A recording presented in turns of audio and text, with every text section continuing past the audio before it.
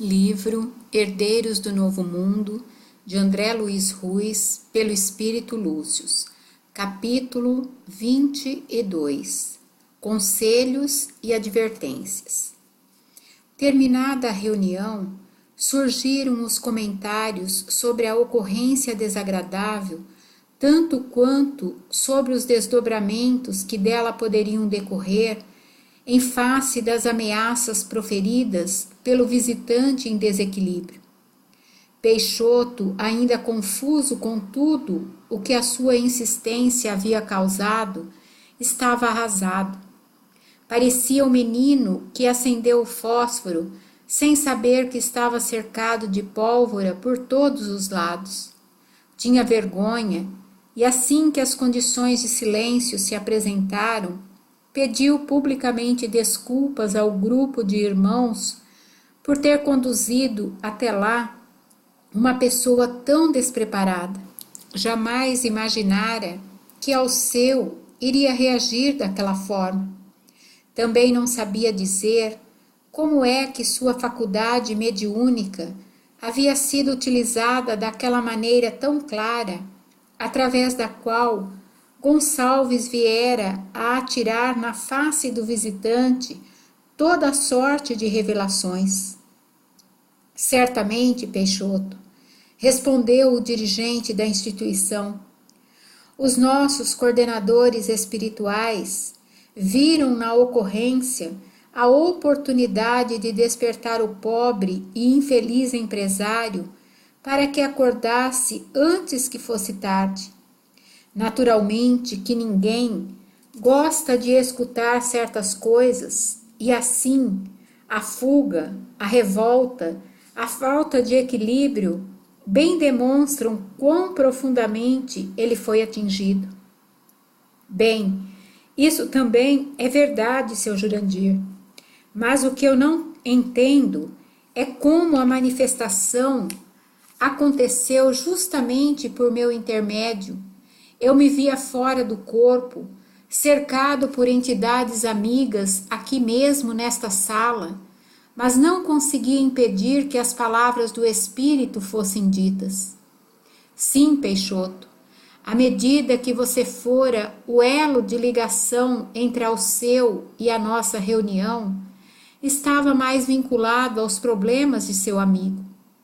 Assim, havia uma maior sintonia entre ambos e, por isso, nossos dirigentes invisíveis julgaram adequado se valer do laço energético entre vocês para permitir que o infeliz Gonçalves, vitimado na confiança profunda que devotara ao seu antigo funcionário, viesse chamá-lo à razão, fazendo-o entender que o mal não está esquecido, que todos teremos de prestar contas de nossos atos e que nossas vítimas continuam vivas, mesmo depois que seus corpos desapareçam. Quem sabe, se o acusado da noite, o mesmo que devia trazer a consciência endurecida ou amortecida, não comece a meditar no que escutou aqui. Mas eu não me recordo de nada do que o Espírito disse ao seu. Como é isso? Ora, Peixoto, faz mais de 30 anos que você é médium. Como não se esclareceu sobre os diversos tipos de percepção mediúnica descritos em O Livro dos Médiuns? Porventura, você é dos típicos espíritas práticos? Aqueles que dizem que o negócio dele é, abre aspas, praticar, fecha aspas. Sem estudo constante e metódico, meu amigo, o médium estará sempre surpreendido por fenômenos que acontecem através dele, sem que seja capaz de entender o seu conteúdo. Enrubescido pelos comentários em tom de brincadeira, comentários que, no entanto, correspondiam à verdadeira indiferença com que ele se dedicava ao estudo da mediunidade, não se encorajou a se defender, porque aquela noite já lhe havia rendido suficientes decepções. Engoliu então o orgulho ferido e deu uma risadinha amarela, limitando-se a exclamar: é mesmo, né, seu Jurandir? A gente nunca perde por estudar. Encerraram-se as despedidas e cada um levou consigo para o lar as experiências surpreendentes da noite. Peixoto, no entanto, assim que deixou o centro espírita, dava sinais de desespero íntimo. Acompanhado pelos espíritos que o estudavam, Jerônimo e Adelino, seguia pelas ruas no volante de seu veículo, coordenando ideias que ainda não tinha tido tempo de organizar a contento. Recordara-se dos motivos que haviam embasado seu desejo de ajudar ao seu, levando-o inadvertidamente à reunião espírita. Iniciara aquela aventura contando com o apoio financeiro de um amigo agradecido e saía da reunião carregado de prejuízos e em maiores dificuldades. Alceu jamais se aproximaria novamente de Peixoto e este não conseguiria mais qualquer benefício da amizade que julgava ter com o empresário. As acusações diretas, os xingamentos, o destempero emocional daquele homem aparentemente equilibrado, bem indicavam que não haveria mais entre os dois ambiente para qualquer tipo de intimidade fraterna ou conversa equilibrada. À medida que o seu pensamento ia alinhavando estas ideias, tais considerações iam gerando mais contrariedade no sentimento de Peixoto. 30 anos de serviço neste centro, falava ele, crendo-se sozinho no carro. E os espíritos dirigentes me colocam numa situação dessas, sabendo que estou desesperado, em problemas de difícil solução, e que ao seu era a porta de saída, a tábua de salvação, como é que foram deixar que tudo isso acontecesse?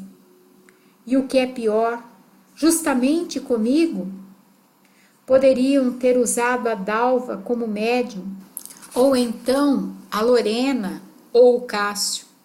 Lá estavam também a Cornélia e a Meire, mas não, resolveram usar este palhaço aqui para que o showzinho acontecesse.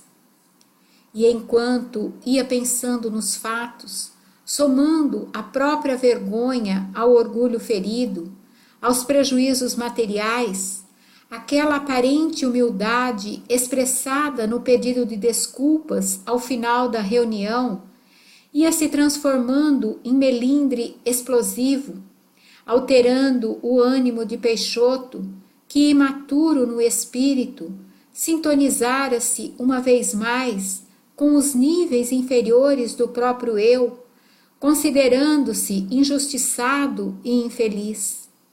Abria-se nele, mais uma vez, a porta da insatisfação, sempre movimentada pela maçaneta do interesse pessoal. Acho que não custava nada aos espíritos que me conhecem e sabem há quanto tempo lhes sirvo com dedicação, que me facilitassem as coisas. Afinal de contas, estaríamos ajudando um sofredor. Não seria difícil trazer algum espírito que estivesse atormentando-lhe a esposa e com isso deixar claro que o problema seria conduzido da melhor maneira junto da infeliz causadora. A mulher de Alceu não sofreria nenhum prejuízo e o marido se sentiria bem atendido, saindo do centro espírita com esperanças renovadas. Mas não, parece que fizeram as coisas para estragar meus negócios. Além de não ajudarem em nada na solução do problema da separação, ainda fizeram o infeliz ter um surto de raiva justamente contra mim.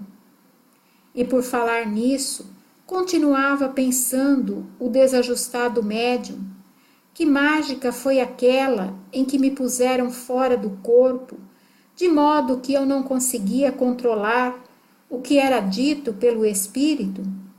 Via tudo o que acontecia, mas não tinha como interferir. Claro que se eu pudesse receber um espírito que estivesse vinculado ao seu, não deixaria que o mesmo se dirigisse ao novato naqueles termos que as pessoas me contaram depois. Acusá-lo de crime? Sim, porque o que a entidade disse para ele é um delito horroroso, é uma coisa muito dura. Não sei se os espíritos amigos permitiriam que isso se desse, se eu, como médium consciente, não deixaria esse diálogo chegar a este ponto, atendendo às disciplinas de contenção e controle que os médiums aprendem a adotar. Como é que os espíritos que dirigem a reunião foram permitir que uma coisa dessas acontecesse? Apesar de já ter perguntado tais coisas ao final da reunião, Peixoto não assimilara as explicações de Jurandir.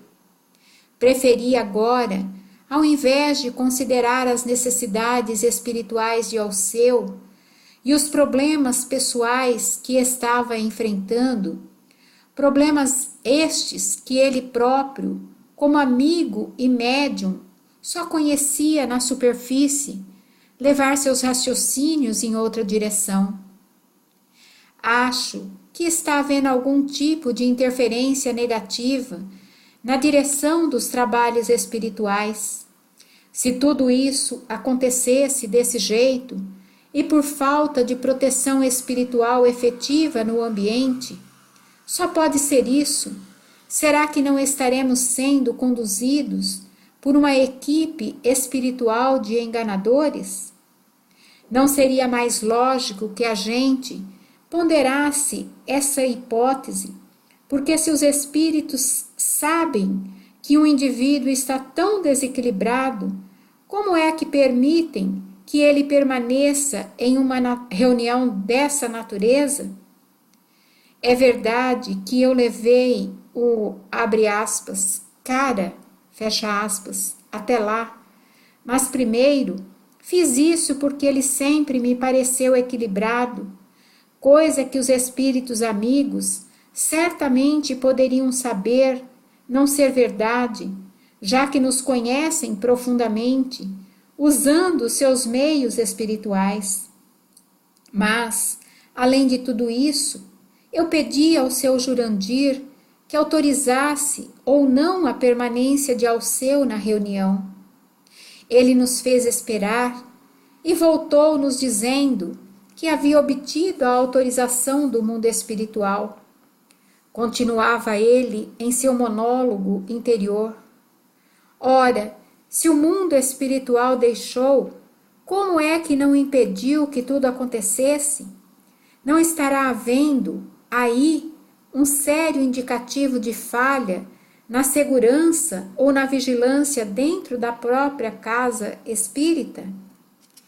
E lá ia o raciocínio de Peixoto, sendo envenenado pela companhia espiritual negativa que o manipulava fora do centro espírita, na avaliação de seus negócios, na construção de seus golpes financeiros, na edificação de suas estratégias.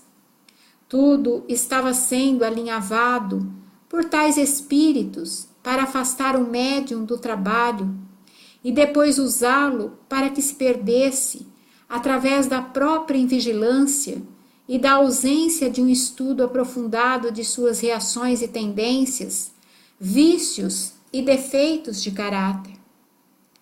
Jerônimo e Adelino acompanhavam a estranha simbiose que se mantinha bem enraizada entre o médium em desequilíbrio e as entidades que se atrelavam ao seu psiquismo, produzindo-lhe todo tipo de questionamento e dúvida para, sem maiores problemas, afastá-lo do grupo. Talvez, continuava Peixoto, pensando alto, o problema maior seja o próprio Jurandir.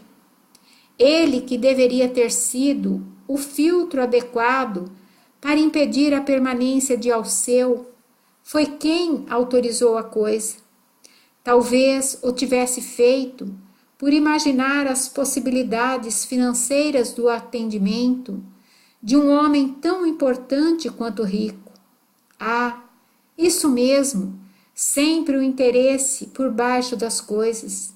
Certamente Jurandir foi tocado pela cobiça ao saber que Alceu era detentor de vasto patrimônio e, por isso, admitiu sua presença para garantir alguma poupuda doação para a instituição ou até mesmo o início de um relacionamento de amizade que lhe poderia render lucros pessoais. Não tinha pensado nisso. Bem que pode ser essa a verdadeira causa dos fatos desta noite, e eu aqui me penitenciando como o único culpado. Que nada, lá está o próprio dirigente do grupo, cogitando das lucrativas consequências do atendimento ao empresário. Isso me parece claro como água cristalina. E se as coisas são assim mesmo, preciso falar com outros sobre estes fatos para alertá-los a respeito de tudo isso. Eles não estão cientes do que estou sabendo e, por isso, precisam ser informados.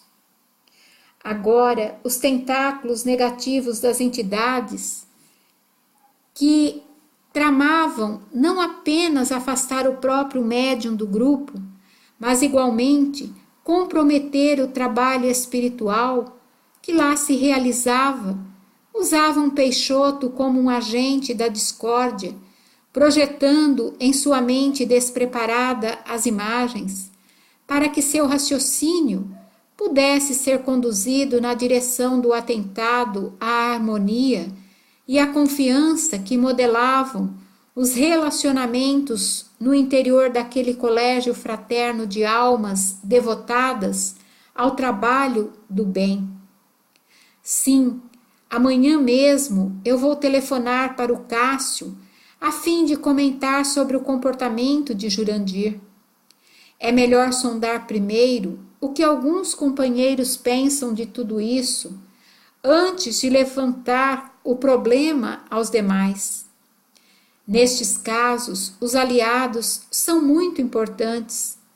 Depois do Cássio, vou procurar o Moreira e a Geralda. Sempre achei que eles não simpatizam muito com Jurandir.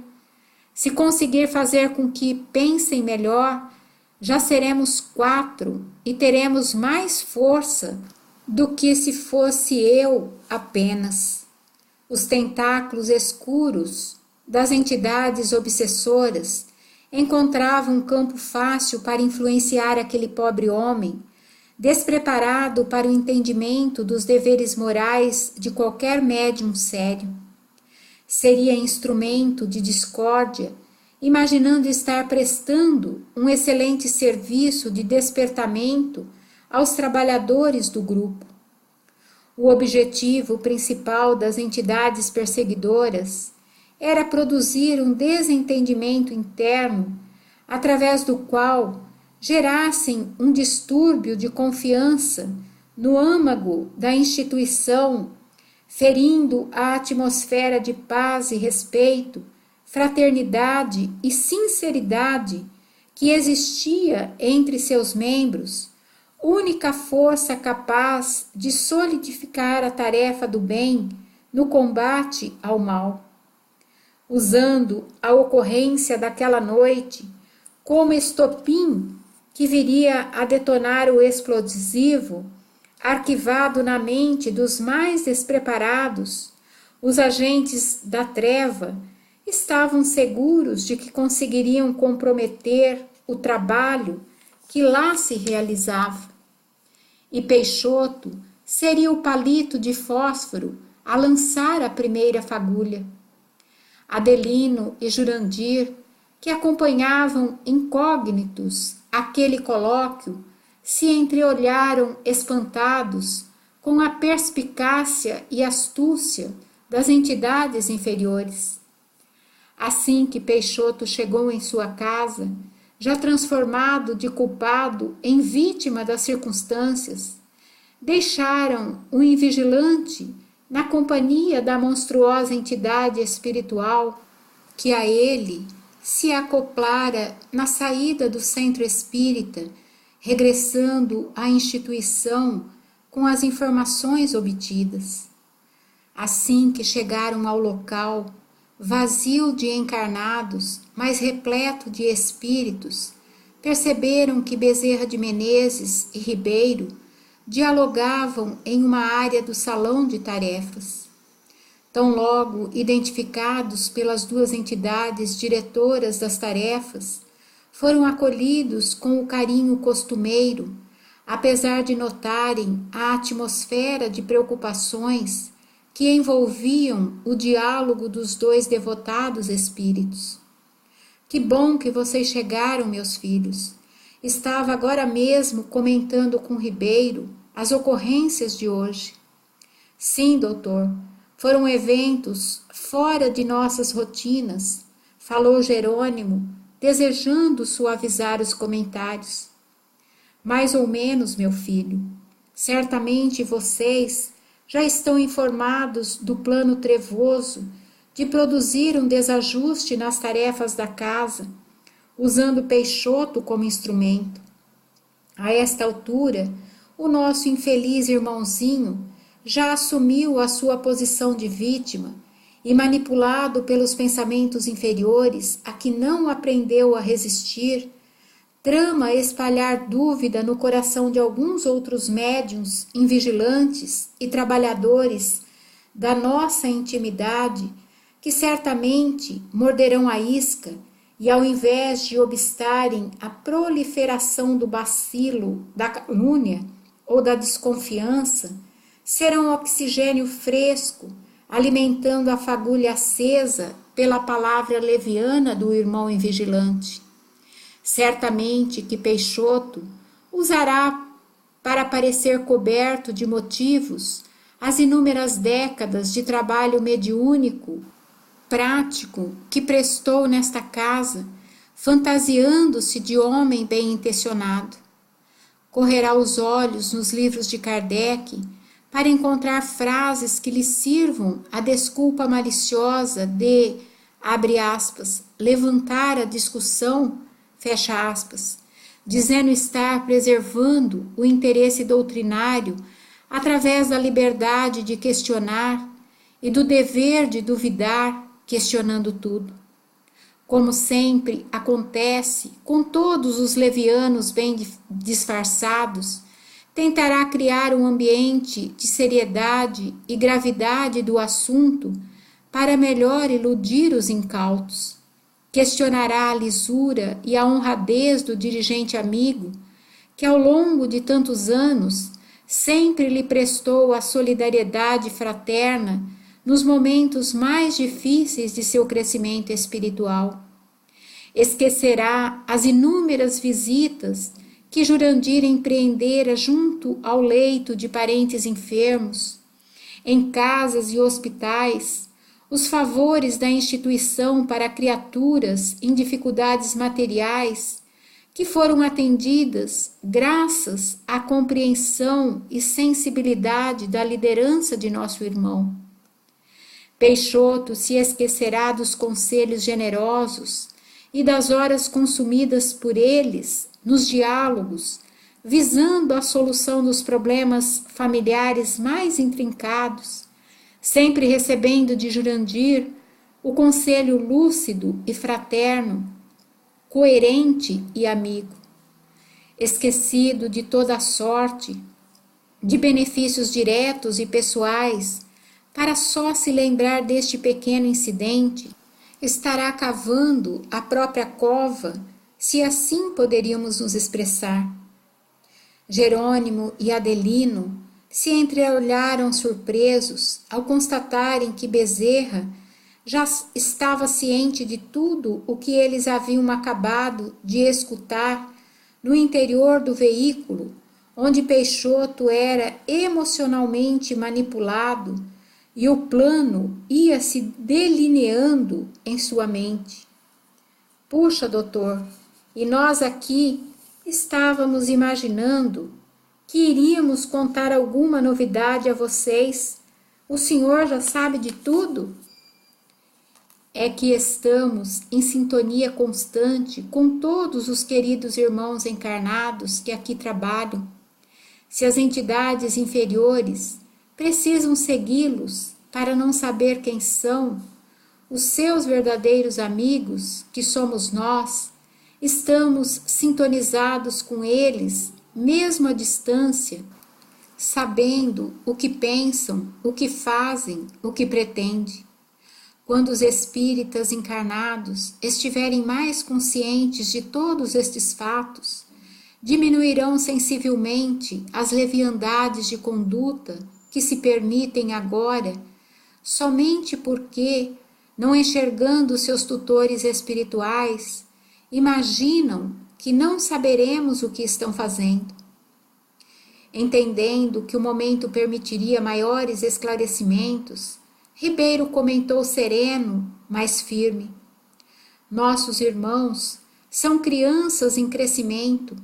Acompanhamos seus passos com a antecedência dos próprios pais vigilantes, que sabem o que pretendem seus filhos imaturos. Por isso, estamos avisando a todos sobre a necessidade das transformações. Reconhecemos que os eventos desta noite não são agradáveis para ninguém. No entanto, permitimos a sua ocorrência por vários efeitos apreciáveis e construtivos. O primeiro, em função das necessidades do próprio visitante, iludido na descrença por imaginar que Deus é uma grande lorota, recebeu hoje a injeção de verdades que demonstram exatamente o contrário de suas ideias. Como está enterrado em problemas até o pescoço, tudo o que escutou ali lhe serviu como uma injeção de vida na consciência culpada que tenta matar diariamente.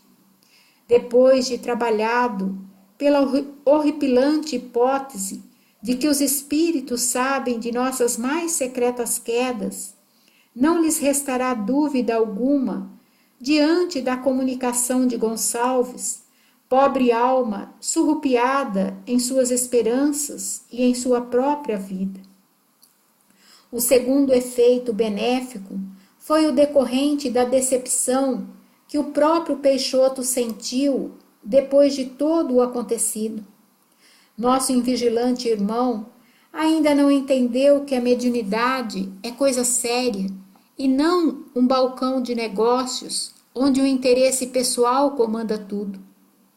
Afastamos Peixoto de seu corpo e permitimos a ligação direta de Gonçalves para que o médium aprendesse importantes lições e que, compreendendo que não é ele quem dirige o intercâmbio, colhesse os frutos amargos de seu comportamento interesseiro. O terceiro efeito, esperado por nós, tem ligação direta com o que aconselhamos ao final da reunião, através de nossa dalva, que os médiuns e trabalhadores estivessem atentos, porque os que não guardarem vigilância e seriedade com os objetivos do trabalho espiritual serão, por causas naturais, separados dos outros, afastando-se do grupo. Aproveitando a pausa que se fizera natural nas afirmativas de Ribeiro, Adelino completou: é o que estamos vendo agora começar a acontecer então? Isso mesmo, meu filho, respondeu Bezerra, sincero e grave. Infelizmente, o mal prolifera naquele que ofereça ambiente interior fecundo para a maldade. Em todas as pessoas que ainda não aprenderam a ser transparentes, sinceras e limpas de coração, o lodo da malícia, da inveja, do ciúme, adubam a terra íntima para a semente da discórdia nascer e crescer. Daí, os que se afinizarem nos mesmos processos inferiores, por se sentirem reunidos debaixo do mesmo patrocinador, a dúvida, se deixarão contaminar e por suas próprias pernas partirão em grupo para as experiências de evolução de que necessitam. Vão apoiar-se uns nos outros, parecendo estar cobertos de razão, alimentando-se reciprocamente, sem que entendam os meandros das entidades negativas que os manipulam, sempre baseadas no interesse material do que estes irmãos ainda não se desvincularam. Em alguns, é o interesse de realce pela vaidade, em outros, o interesse de progresso material motivado pela ambição. Outros têm o interesse de descanso, motivados pela preguiça, outros o de permanecerem no cultivo dos prazeres fáceis, pela luxúria, outros mais de conquistarem afetos a qualquer preço, estimulado por suas carências afetivas. Nós os conhecemos tão bem que, sem nos colocarmos como profetas da desgraça, saberíamos dizer nome por nome quais deles comporão o rol dos que deixarão esta casa, usando as mais inconsistentes desculpas. No fundo, entretanto, isto será uma benéfica purificação, representando a seleção natural que visa a harmonia do conjunto, harmonia esta dificilmente conquistada com a presença de elementos tão heterogêneos. Depois da natural turbulência, um ambiente de maior equilíbrio e de melhoria do trabalho beneficiará a todos nós. Estão sendo avisados sobre a necessidade de se transformarem realmente. No entanto, imaginam que isso é apenas aconselhamento rotineiro, destituído de profundidade. Perceberão tarde demais para eles mesmos que foram alertados com muita antecedência e ainda assim caíram na armadilha das trevas. A maioria se perderá no cipoal das próprias imperfeições, porquanto, assim que deixarem o ambiente de trabalho sério, não encontrarão alimento espiritual adequado aos seus anseios.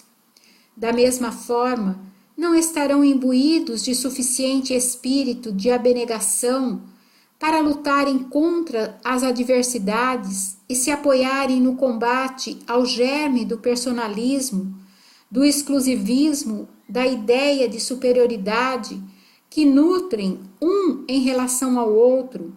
Não conseguirão formar um grupo que se entendam. Serão apenas companheiros de motim embasados em reclamações diversas.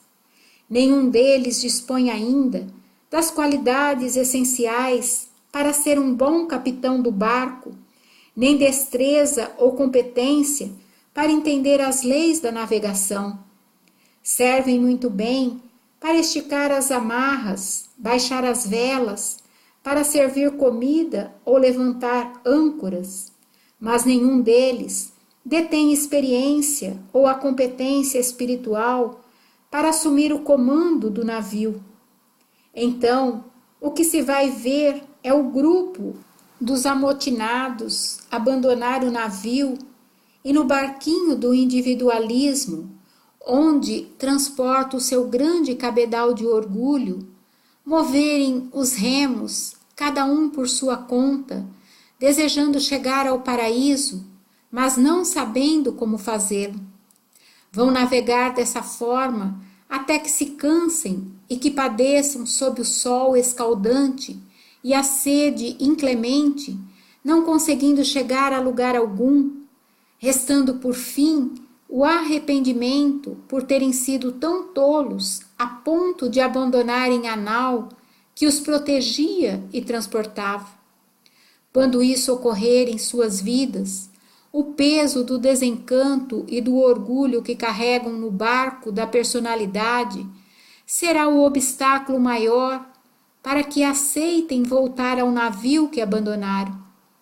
Tudo isto, meus filhos, é benéfico para a instituição séria que, confiando em Deus, conta com a proteção superior que sustentará nos corações sinceros que aqui permanecerem na convicção da amizade real e da fé no divino amigo, o Cristo, que é o verdadeiro proprietário e dirigente desta instituição. Passaremos por um breve período de agitação que, em algumas semanas, estará superado pela perseverança no bem dos que aqui permanecerem. Certamente que alguns sofrerão com o peso da calúnia, da desconfiança, do questionamento vulgar e injusto e até mesmo da ingratidão.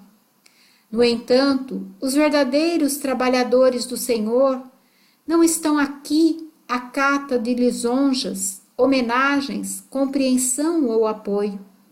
Servem, mesmo em plena solidão, procurando fazer o melhor.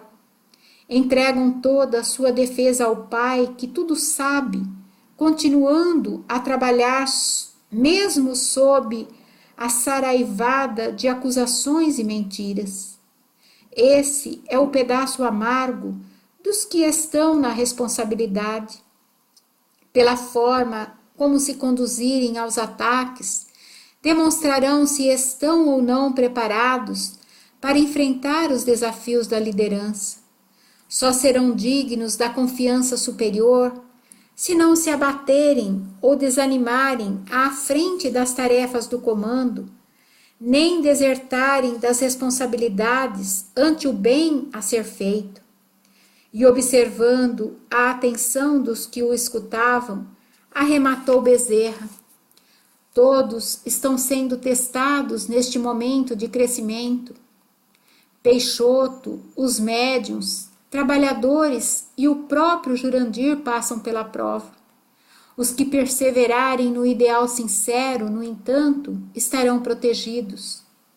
Como nosso objetivo é o de observarmos os mecanismos de separação do joio e do trigo neste momento de transição da humanidade, creio que seria de todo interessante que vocês acompanhassem ao seu em sua rotina pessoal, no dia que amanhece, da mesma forma que os parentes diretos de Alberto, bem como os seus antigos patrões, Moacir, Rafael e em particular a jovem Lia, amante deste último.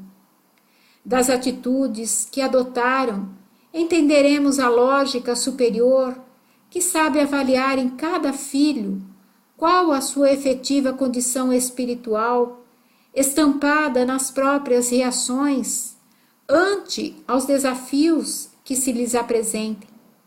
Quanto a nós, seguiremos monitorando todos os eventos, sendo certo que seremos mais produtivos com menos trabalhadores devotados e sinceros do que com muitos indiferentes e dissimulados, presos às coisas do mundo. Encaminhados nas rotinas de estudo a que se dedicavam, Adelino e Jerônimo despediram-se, seguindo rumo às tarefas que se multiplicariam nos dias seguintes, avaliando os efeitos em cada pessoa, espírita e não espírita, das tentações, desafios, fracassos e quedas, todos como mecanismos de aferição do bem verdadeiro, já pulsante no coração de cada encarnado, que nestas horas está sob o teste seletivo para a grande transição.